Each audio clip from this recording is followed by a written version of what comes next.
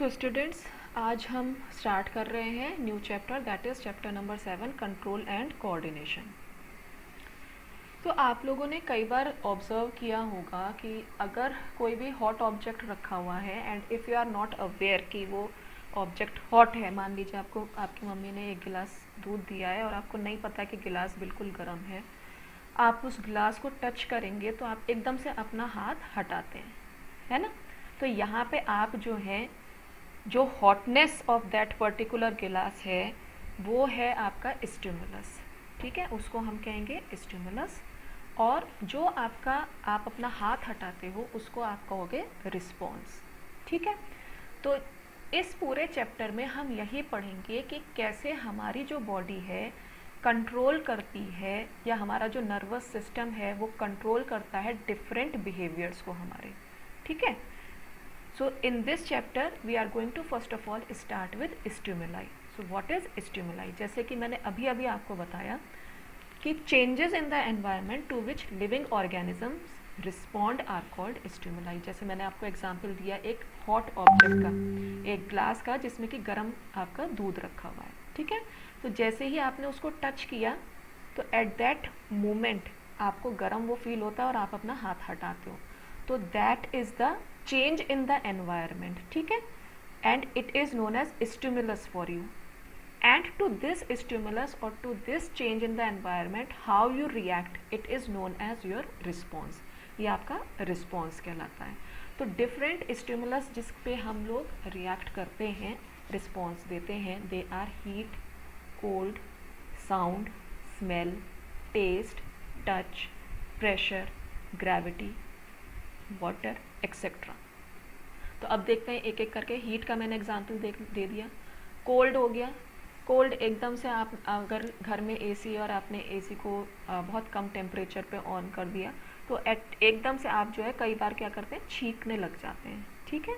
या आप किसी हायर एल्टीट्यूड पे जा रहे हैं जहाँ पे ठंड बहुत है, तो एट दैट पॉइंट आप एकदम से आपका चेंज इन द एनवायरनमेंट आता है एंड आपकी बॉडी रिस्पॉन्स करती है। कई बार आपको कफ हो जाता है, कई बार आपको जो है स्नीजिंग एकदम अचानक से आने लग जाती है। साउंड एकदम से बहुत तेज साउंड आती है और आप जो है अपना कान, मान लीजिए जब आप शादी वगैरह में जा रहे हैं, कोई फंक्शन अटेंड कर रहे हैं, एट दैट पॉइंट आप अगर किसी भी डीजे के सामने से जाते हैं तो आपके कानों में एकदम से एक आप झटका सा लगाते हो कि मैं अपना कान बंद कर लूँ, है ना।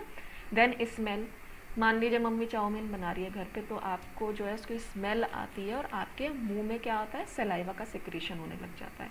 तो now smell is the stimulus and that secretion of the saliva is the आपका response towards that stimulus.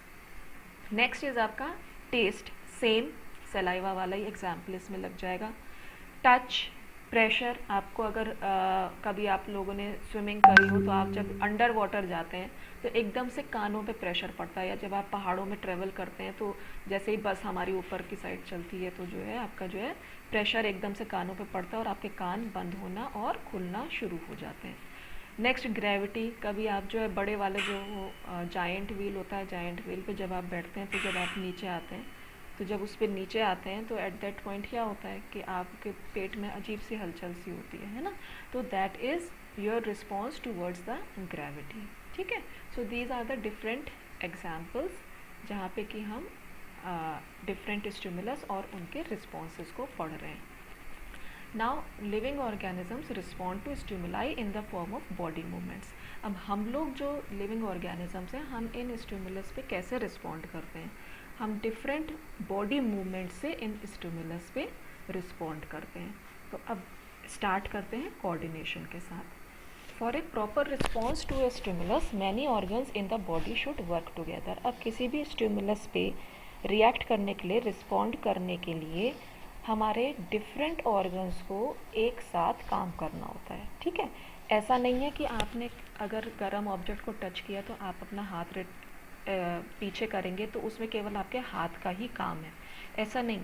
Eight that point आपका हाथ भी काम कर रहा है, एट दैट पॉइंट जो इन्फॉर्मेशन है वो आपकी मसल्स से होकर के सीधे spinal cord and then brain में जा रही है, देन ब्रेन उस इन्फॉर्मेशन को प्रोसेस करके वापस से आपके हाथ को भेज रहा है and it is telling you that you have to remove your hand, ठीक है।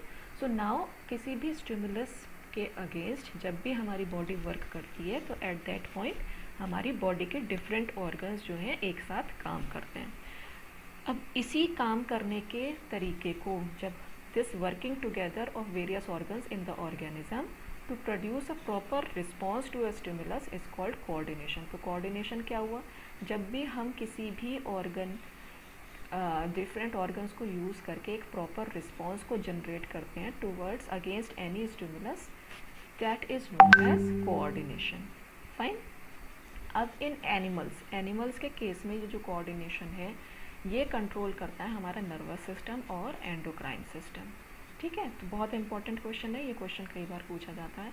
And in plants control and coordination is done by chemical substances called plant hormones और फाइटो हार्मोन्स। जबकि प्लांट्स के केस में कुछ हार्मोन्स रिलीज होते हैं जिनको हम प्लांट हार्मोन्स या फाइटो हार्मोन्स कहते हैं, जो कि ये कंट्रोल एंड कोऑर्डिनेशन को क्या करता है, कंट्रोल करता है, कैरी ऑन करता है। ठीक है, तो यहाँ पे हमने पढ़ा कि एनिमल्स में control and coordination nervous system और एंडोक्राइन सिस्टम कर रहे हैं, while in case of the plants it is controlled by phyto hormones. तो स्टूडेंट्स हम यहीं पे स्टॉप करेंगे and will continue further tomorrow. Thank you very much.